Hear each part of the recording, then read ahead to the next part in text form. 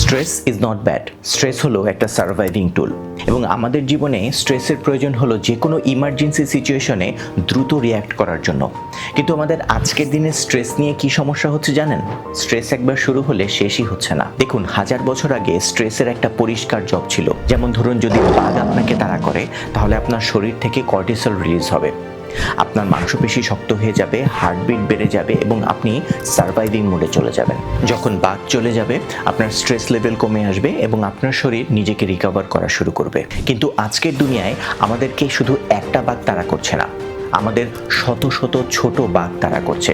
Like notification, deadline, financial crisis, EMI, family expectation এবং social media কম্প্যারিজনস।